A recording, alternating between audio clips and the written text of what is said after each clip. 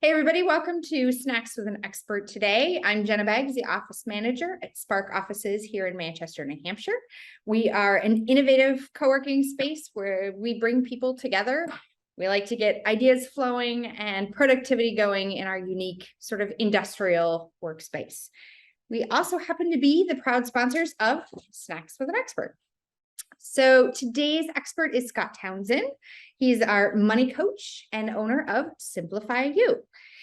Scott actually is an electrical engineer by trade. We always loved numbers, even since he was a kid, and took a leap of faith in 2021 and stepped away from his engineering career to work on his passion project, which is personal finance coaching and helping people sort of navigate this whole money topic, which can sometimes be intimidating. So when Scott isn't helping people crush their financial goals, you will find him spending time with his wife and their daughter and a playful cat, enjoying all that lake life here in New Hampshire can offer.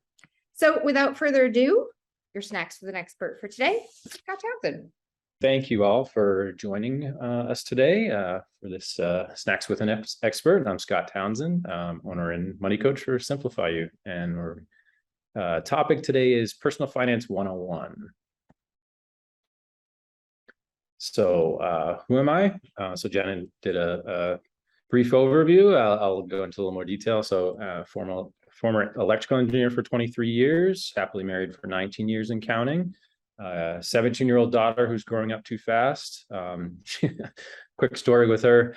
I told her as I was leaving the house today, goodbye. She said, "Where are you going?" And I said, "I'm going to Snacks with an Expert." She said, "Ooh, what snacks?" So she's a foodie and applying to culinary school. So that's her growing up too fast. So we live in Derry on a small lake, enjoy boating, stand-up paddleboarding, ice hockey, swimming, all the nature that the lake provides. I love Boston sports. I enjoy long walks on golf courses, and I do hit the ball and chase it around as well. Personal finance enthusiast. I've learned a lot over the last 25 years. I've been helping friends and family with money questions and issues for years. And with that passion, I created Simplify You late last year to help coach others about money. So topics that I want to cover today, compounding, looking at what that is and the good and bad of that, looking at basic protections for your personal finances, managing your cash flow and budgeting, paying down debt and the different strategies there, looking at credit reports and credit scores and the different factors that go into that, and then measuring your progress with net worth statements. So compounding. What is compounding? It's basically the interest that accrues on balances in either a savings account or a credit card or a loan. But the really key thing on compounding is the interest on the interest and the power of that. And so we'll look at the good side and bad side, starting with the good. So a fact here, the S&P 500 index, this is an index of like 500 US company stocks. That has a historical average annual growth of 8%. So each year on average, it grows 8%. So a question, if you save $5,000 at age 25 and save nothing else ever, and this grows 8% annually for 40 years, how much will you have at age 65? Any guesses out there?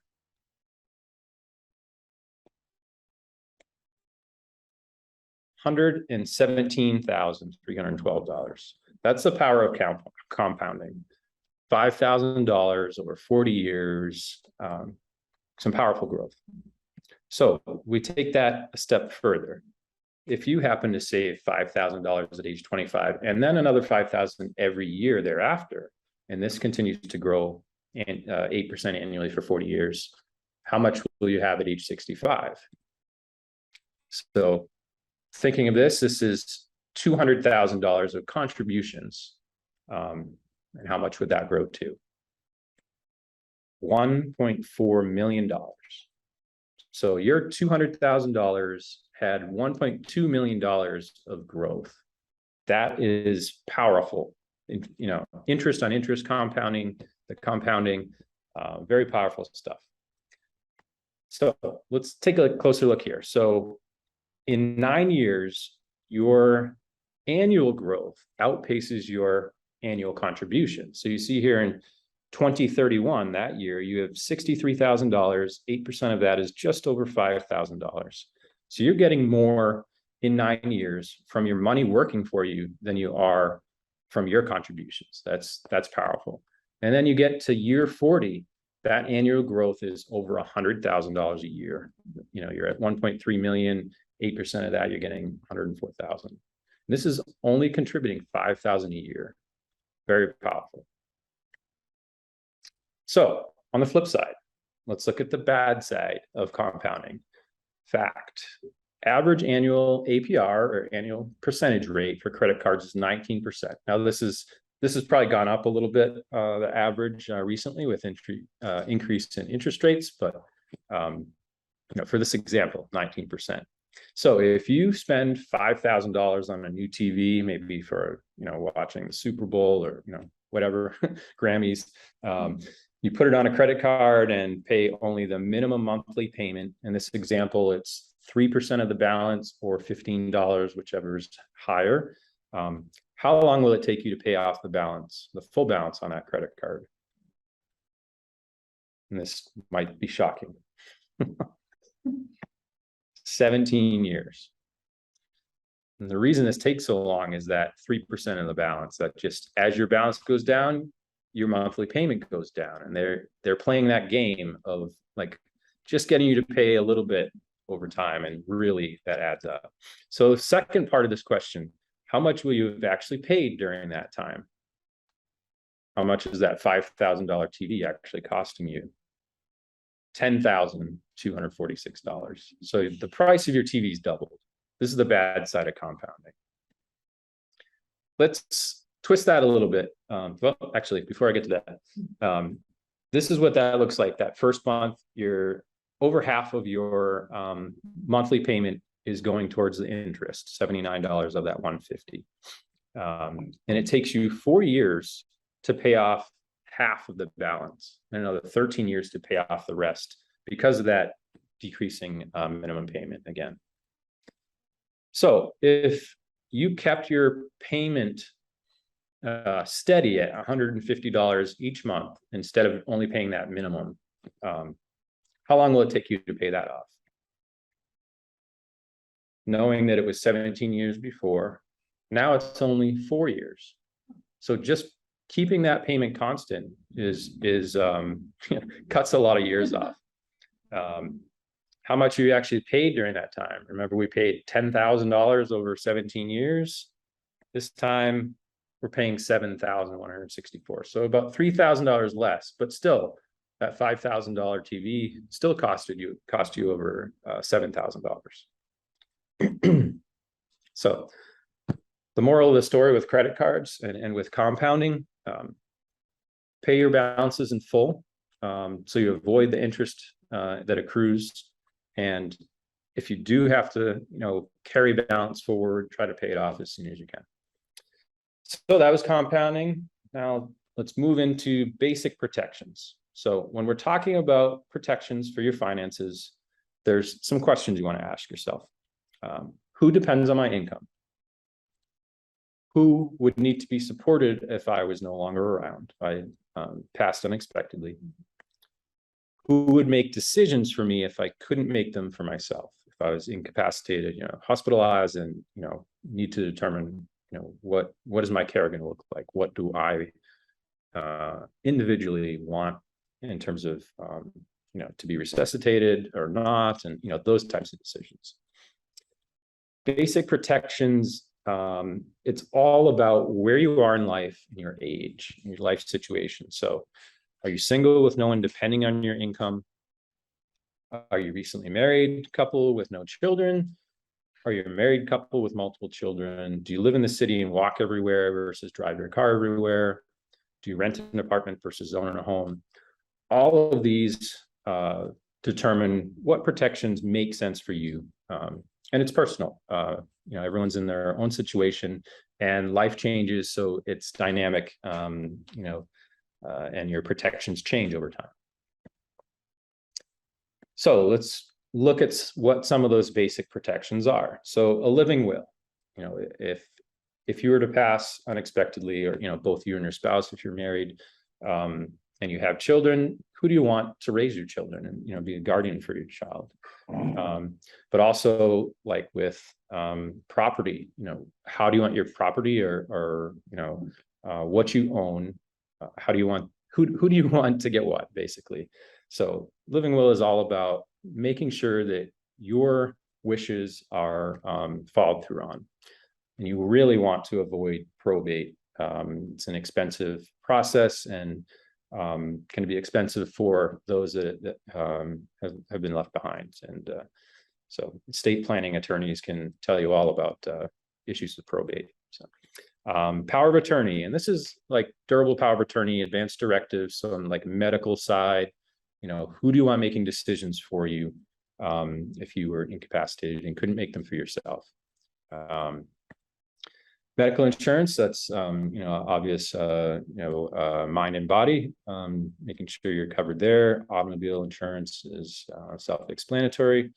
Home insurance and renters insurance, making sure that your home and your property is all covered.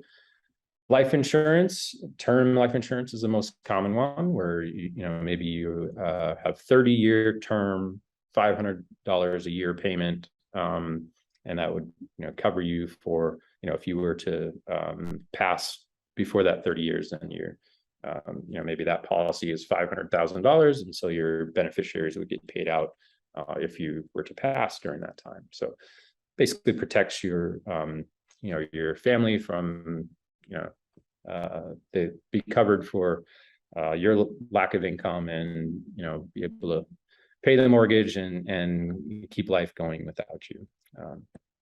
Disability insurance, if you are unable to work, having coverage that's replacing at least a portion of your income, so that you can keep your finances moving while you're unable to work. Umbrella insurance, this is kind of a catch-all for anything outside of the other insurance products, and typically is it makes sense for people with higher net worth, and the additional protection that they want to protect that net worth. These last two are often overlooked. Deductibles covered in savings. What does that mean? So you have automobile, home insurance, home renters. There may be deductibles. So you get in an accident, auto accident, maybe it's $5,000 worth of damage, and maybe you have a deductible of $1,000. So you would have to pay $1,000 before the insurance picks up the other $4,000. Now, if you don't have that cash on hand, you would either have to put that on a credit card, or go into debt because of that event. So having knowing what your deductibles are and having that in savings in the event that something like that happened protects you, so you don't have to put that on a credit card or dig deeper into debt. On the same vein, emergency savings. So if you were to lose your job, or you or your spouse lose your job, or both, having X number of months expenses covered in savings can help protect you. And what is X? That's really dependent on your personal situation. Depending on the career and your job, how long it will take for you to find a new job. Some careers, you can find a job tomorrow. Others, maybe it's so specialized that it takes you 6 months. So you need to keep that in mind in terms of what makes sense for you in terms of emergency savings. One final thing on basic protections. So disclaimer, really, recommend reaching out to estate planning attorney to discuss wills, advanced directives, estate plan in general. And then for insurance products, reaching out to a licensed insurance agent to discuss the options there. Okay, so next is managing your cash flow. So what is cash flow? It's what comes in, your job income, side hustles, minus what goes out, your expenses, loans, debt. If you have negative cash flow, that means your expenses are higher than your income. So you're taking on debt each month. That's not a great situation. We're going to try to help you get out of that. Positive cash flow means you have more income than your expenses. That's a good situation to be in. You have the ability to save towards your goals. So you have to have awareness of your cash flow to be able to properly manage your money. And you gain that awareness by tracking where you're spending, where your money's going. So there are different ways you can track your cash flow. There's lots of different apps out there. Mint is a popular one, Personal Capital, You Need a Budget, or YNAB, Good Budget. There's a lot of others. And there's also programs like Quicken. Now, all of these, they vary. Some are free, some are, have a monthly fee or annual fee. Some of them are great in that they pull your all your transactions from your bank or your credit card. Others require manual entry, so they're kind of all over the map. But there are a lot of good ones out there. Some people love spreadsheets. I love spreadsheets. My wife hates them. So, to each their own. But spreadsheets are a good way to track that if you're, if you like that. Again, manual entry, but there are options. Tiller is something that integrates with Excel and Google Sheets, where it will pull your transactions from your bank and put them in spreadsheets. So that's a nice thing to look at. And then, some people just absolutely hate technology apps, and maybe a pen and paper ledger with a calculator is the way to go for you. And that's perfectly fine, whatever works for you. So once you know where your money is going, you've been tracking it, you have an idea of that baseline, you have awareness around your baseline, then it's all about defining your budget. Now, a lot of people hate the word budget. They think of it as restrictive or depriving. So try to shift that a little bit and view it as having intentionality or being in control of your money. So instead of budget, maybe you want to use the word spending plan or the phrase spending plan. I'm a big proponent of trying to align your values with your spending, or your spending with your values, or both. What makes you happy? What is valuable to you? And really being intentional with that and being aware of that when you're looking at your spending and your budget. Personal finance is personal. Starbucks in the morning might be really valuable or important or make you as an individual happy, and others not. And so it's all personal. So whatever works for you. So how to master managing your money. I view this as 4 steps. Step 1 is track your expenses. As we mentioned, you have to understand your baseline or where your spending is today to be able to then move forward. Step 2 is creating that budget or spending plan. Define where you want your money to be spent, knowing where kind of that historical baseline is and where you want to make changes. Step 3, track your progress. You want to monitor your spending versus your budget and seeing, where are you ending up. Step 4 is tweak as you go. So you make adjustments based on life changes. Your income will change year to year with raises. Your life situation changes.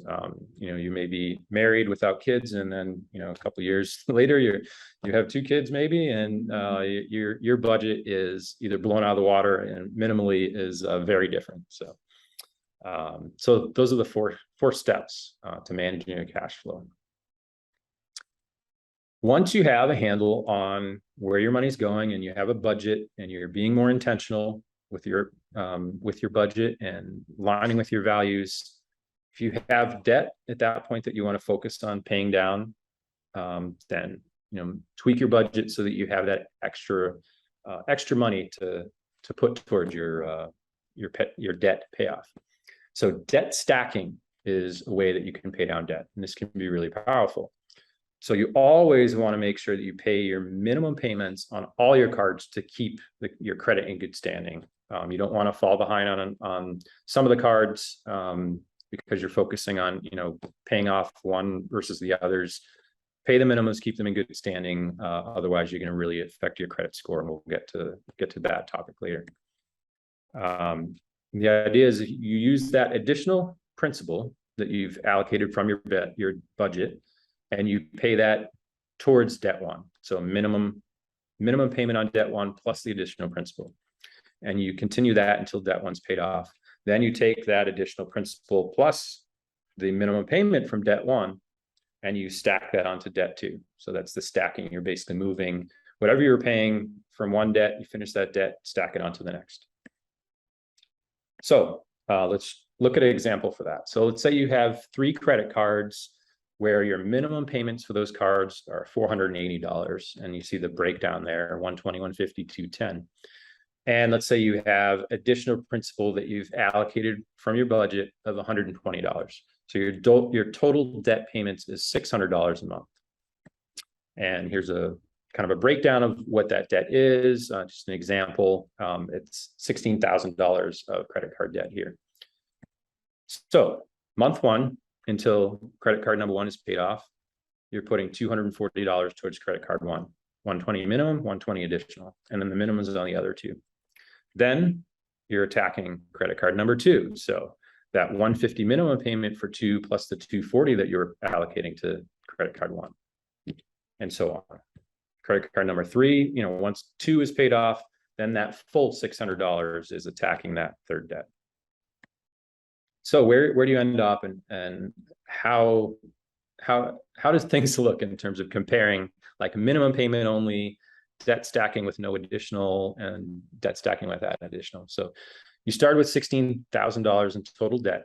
If you did only the minimum payment, you're not stacking, you're going to pay about $29,000. It's going to take you 69 months to pay off.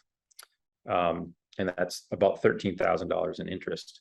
If you do debt stacking, but no additional payment, so you're basically, once you close off one, you're taking that principal, that minimum payment from one into the next, you're shaving off 9 months and only a couple $100. So you're not getting a full benefit. When you're doing 120 additional payment, that's where you get a lot of bang for your buck. So you're only paying about $7,800. So you're saving about $5,000 in interest, and you're cutting 20 to 29 months of payments off the top of that. So debt stacking is a powerful way to pay down your debt. So there's different strategies. The one I just showed is the smallest balance first, and that's called snowball method. Dave Ramsey is a big proponent of that. You're basically gaining momentum from paying the smallest first, and you basically snowball down the hill type of analogy. You can also go at the highest interest first. So that's more of like, what's costing me the most? I'm more of a numbers person, so I tend to fall in this category with Avalanche, because I want to attack the debt that's costing me the most money first. There's also highest payment first.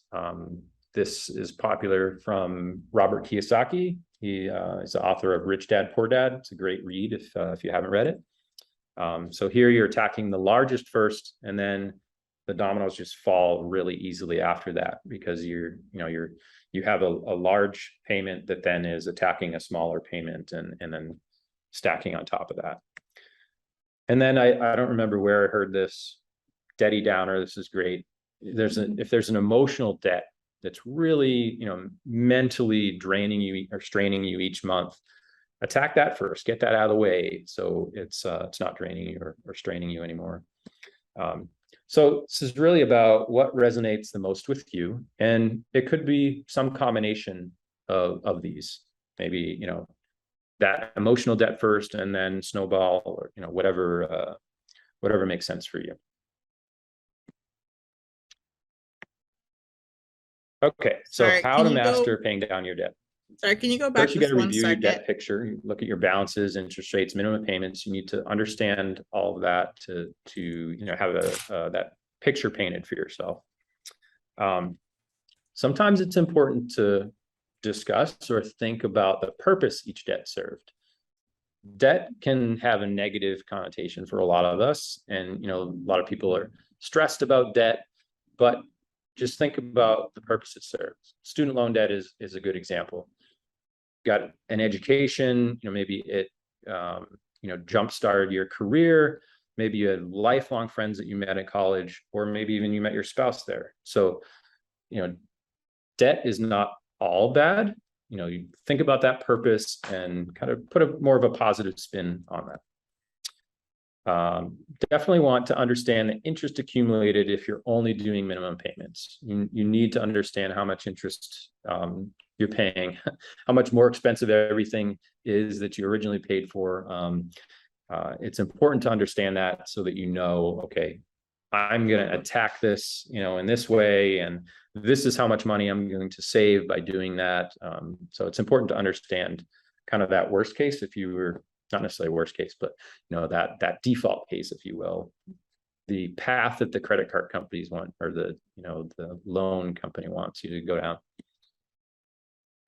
And you want to determine the best method for you to pay that off, what resonates most with you, and allocate those necessary funds, the additional principal from your budget to execute that plan. Stack those payments from paid off debt to accelerate your payoff, and celebrate the milestones. Open up that bottle of wine when you kill that first credit card. Make sure you're celebrating each step along the way. Okay, so now we're talking about credit reports, credit scores. So what is a credit report? It really summarizes how you've handled all your credit accounts. How do you get your credit report? So you can go to annualcreditreport.com, and that's really the official place that you can get those reports. There are 3 credit bureaus or credit agencies that offer their reports. Don't pay for your credit report. There's a federal law that you are allowed to get 1 free credit report each year from each of the 3 credit bureaus. So you can split them up and get them every 4 months. And actually, during COVID-19 pandemic, all 3 bureaus have been providing free credit reports weekly. I just checked the website this week, and it looked like that was still valid. So you can take advantage of that and look at all 3. And again, those 3 agencies, Equifax, Experian, and TransUnion. So let's look at a sample credit report. I pulled this from Equifax. So it shows the number of open accounts, total credit outstanding, a lot of details on kind of your credit picture. It shows details for each account in your name. So the account type, whether it's like an auto loan, a credit card, a mortgage, student loan, that sort of thing. It includes your rate, the rate or status. So that's basically, is your account in good standing? Is it behind? Is, delinquent, or, it's up to date, that sort of thing. Includes your balance and credit limit. You can see the kind of green progress bar of how much you've utilized of your credit, and also includes number of months reviewed. So how many months of data are included in the report? So there's a ton of information there for you to review. So let's transition to credit score. That's a rating of your credit risk or your credit worthiness. How worthy are you to get credit for, for a mortgage, or increase your credit limit on a credit score, for example. FICO score is an example. That's from Fair Isaac Corporation. That's what FICO stands for. Their scores are in the range of 300, which is poor, to 850, which is excellent. Preferably, lenders want to see 720 and above. They consider below 630 as risky, and this is kind of the range and ratings, that they define. So they want you to really be in that good, very good, or exceptional range. And if you're in the fair or poor range, then we've got work to do. So happy to help. So what are the components of the FICO score? Payment history is the biggest one at 35%. That's really all about, are you paying on time? Accounts and amounts owed, that's 30%. So how much of your available credit have you utilized? So there's a thing called credit utilization ratio. So if you have, say, $10,000 credit limit for all your credit cards, and you have a $2,000 balance, so 2,000 divided by 10,000, that's a 20% credit utilization ratio. So if you're using a high amount, so say you're using 90% of your credit, you'll get dinged for that. It's better to have a lower utilization. That works for you in terms of the score. Next is length of credit history at 15%. How long have you had your credit accounts? So if you've had a credit card for 15 years, that really helps you. That brings up your average age of your credit. And so we'll get to this a little later, but it's a good idea not to just by default close a credit account that you've paid off. A lot of times it makes sense to keep that account open, to maybe pay some small monthly bill with that, just to keep it active and keep that long credit history in place. Credit mix is next at 10%, excuse me. So that's what kind of credit accounts do you have? So auto loan, credit card, mortgage, student loan. If you have a good mix, you basically get scored better that way. If you only have credit cards, then you kind of get dinged a little there. And then finally, new credit at 10%.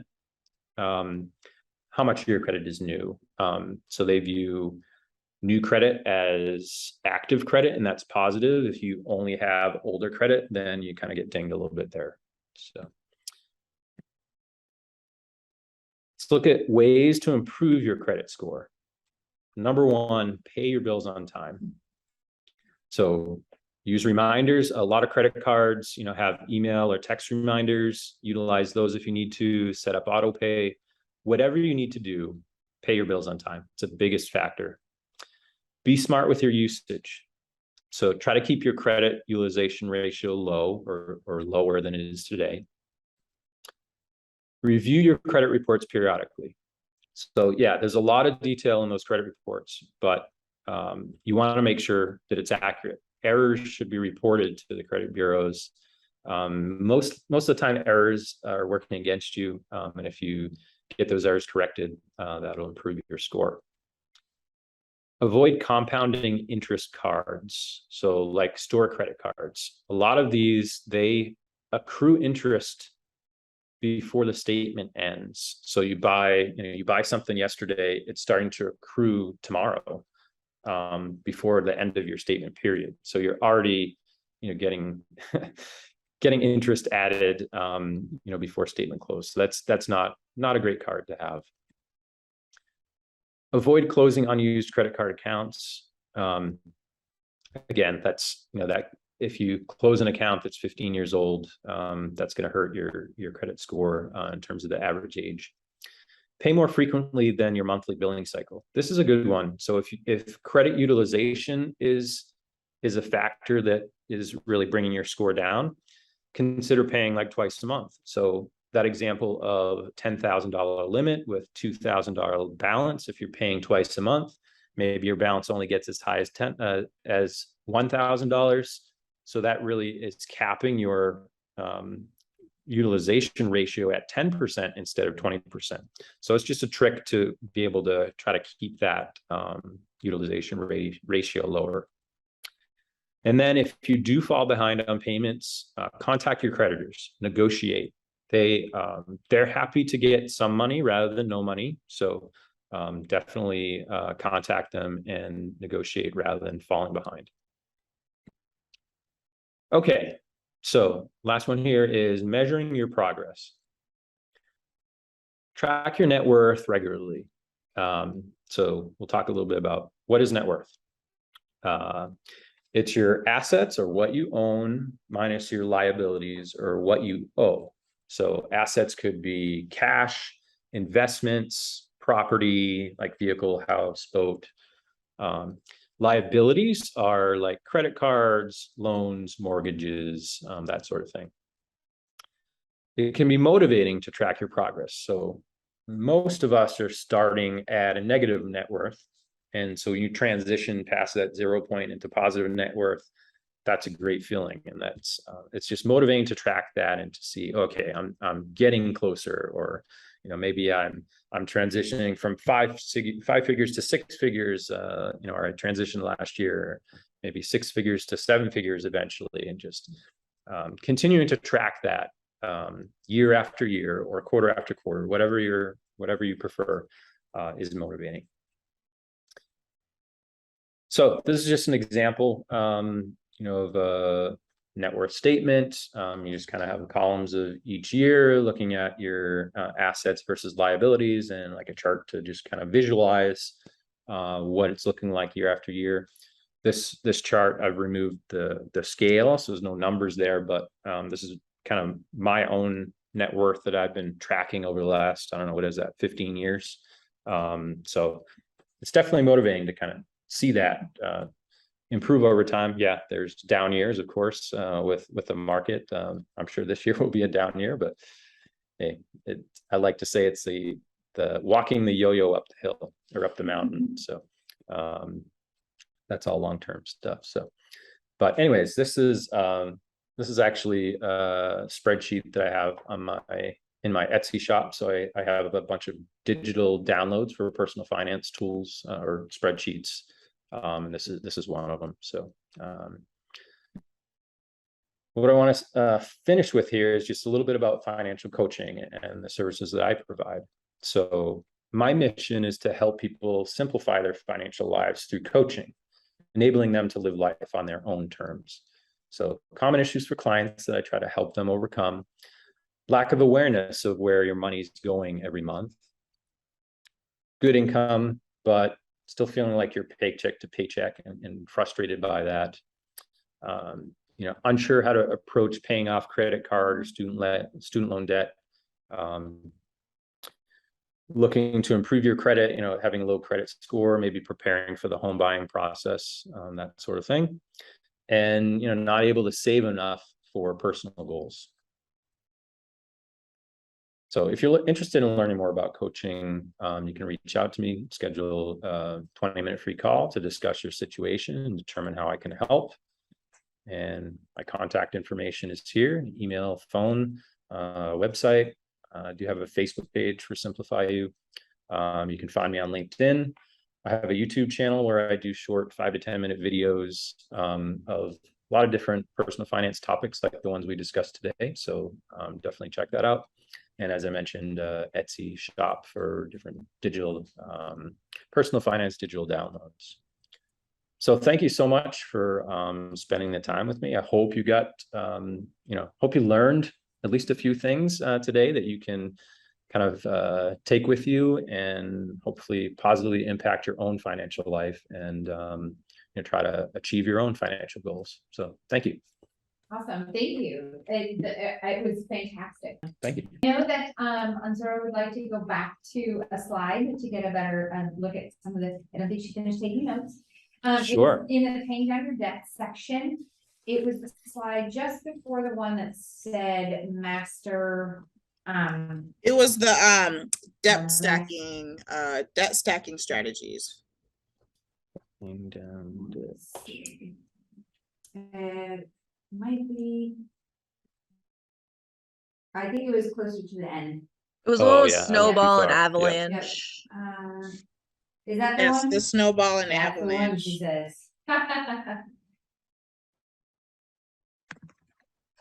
Okay.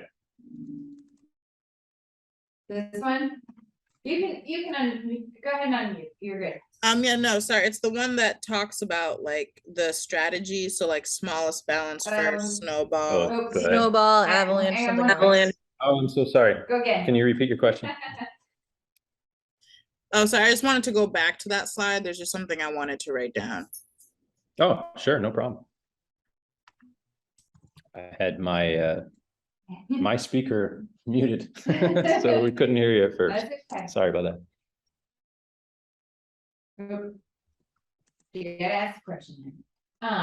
Okay, so I actually, is this the right slide for you, Ansara, so you can take your notes? Yeah, no, sorry. It's not this one. It's No, the one not that this one. has smallest balance first, highest interest rate first, highest payment. Yes, That's it. perfect. Thank Okay. you. You're So welcome. while you take your notes, I'm gonna ask a question, and there, you know, if you have questions, please go ahead and just ask. So you mentioned a good book is Rich Dad, Poor Dad. Do you have Yeah. any other recommended reading? Oh, yeah. Okay, maybe top 3. Ooh, top 3. So one that I really like, that's it's less, you know, the cash flow management, budgeting, it's more of like kind of the investing side, is The Simple Path to Wealth by J.L. Collins. And that's, you know, that really resonates with me, and, you know, simplify you, keeping things simple.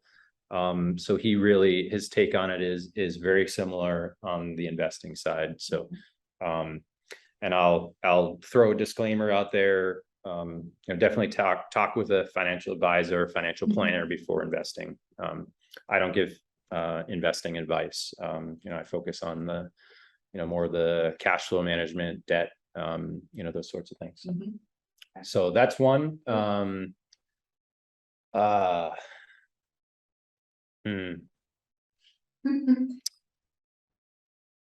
So if anyone is into like financial independence, or like you know, have heard of the financial independence, retire early, FIRE movement, then a really good one is Playing with Fire. Okay. And that one, you know, the whole concept of like aligning your value, your spending with your values, that's directly from there. Okay. Like there's the couple that's in that's featured, and I should say it's a book and a documentary. The couple that's featured, they go through that. They do that happiness list of like individually 10 things that make you happy, and then they review that together, and you can see like just the realization that a lot of the items on their happiness list don't cost money, and that, you know, she has like a expensive BMW, and that doesn't show up on her list. They lived in San Diego, and like the beach wasn't on her list, and so they totally shift their spending, their life, based on trying to align everything with their values. My head is already running to what my list might be. Yeah. But Starbucks doesn't spark joy for me, so Yeah. I can let those go. Yeah. So yes, Anzora, it was great to meet you. I will make sure that you and Holly connect for sure. So we'll touch base. And Sherry found your website. Awesome. I'll just go ahead and put my email in there. Just feel free to email me everything. Awesome. Yes, we will. That would be great. And we'll totally connect after the fact. How I know that on my so for example, my DCU account sends me every month my monthly FICO score. Yeah. Is that a good perk? Is it accurate? I mean, it's FICO, so Yeah. it is that. It's not the whole report, obviously. Yeah, I mean, it may not be your true FICO score, Okay.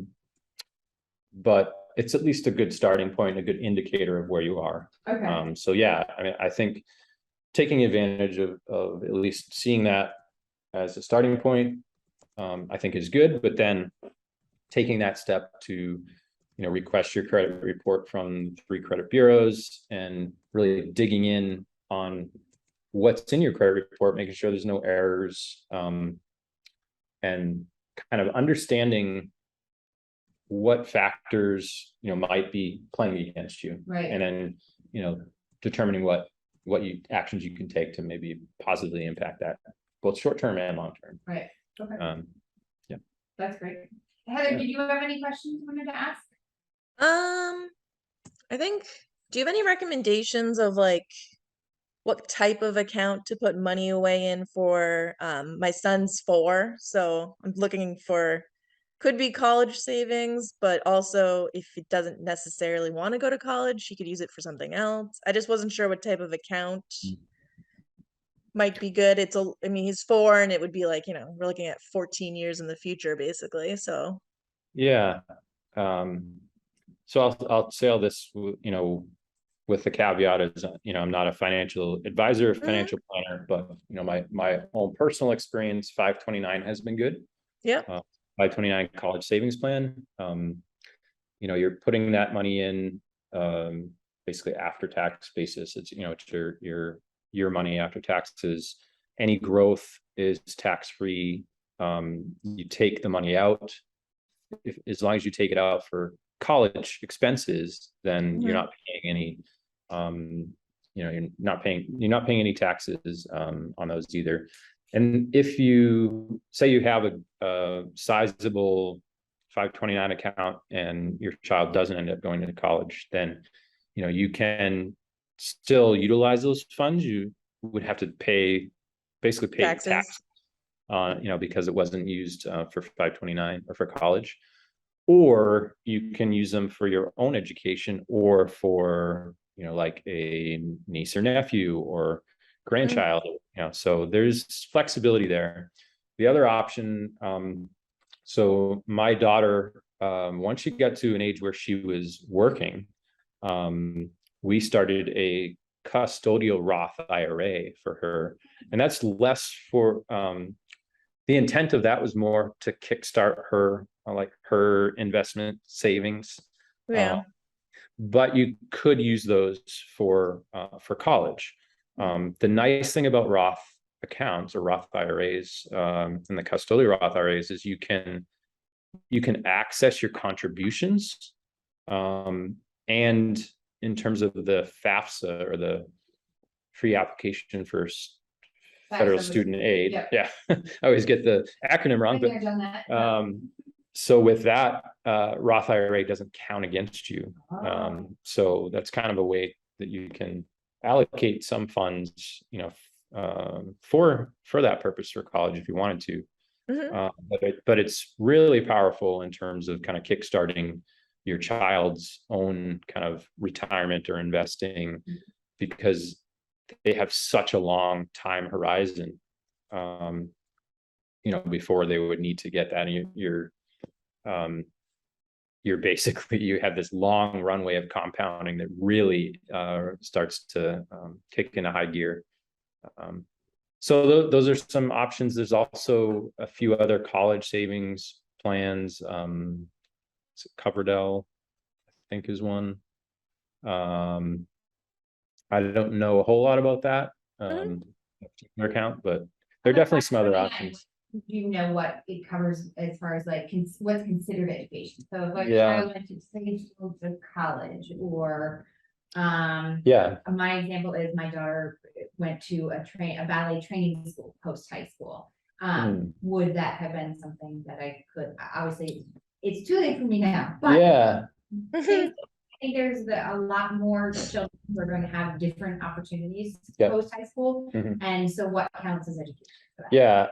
As far as I know, like community college and trade schools should be covered. And it also covers like K through 12 education. Oh, interesting. So, if your child's going to private high school, you could utilize some 529 funds towards that if you chose to. That was a recent change. So. There you go. He's not going to a private high school. That's really good information. Scott, does your daughter know where she's gonna go, or still junior? So she's a senior. So she's applied and been accepted to Culinary Institute of America in New York. Oh, nice. And she's also applying to Johnson and Wales in Providence. Yes. So so those exciting. are two options. That's awesome. A baker or in chef or baking? Her goal has been to open her own bakery, so more like focusing on bakery and pastry. But she actually at Pinkerton, she just did a burger like a slider competition this week, and she had a blast in the kitchen there. And so now she's thinking, okay, well maybe I shouldn't rule out culinary. So who knows? We'll see. Testers give us a call. That's awesome. Well, thank you so much, Scott, for your time today. Thanks for having me. For breaking down all of these things. And I like your approach. It's very, these are the options. Let's pick what works for you because it's better to do it the way that works for you so Absolutely. that you stick with it, right? Yep. A great approach. Yeah. Awesome. Personal finance is personal.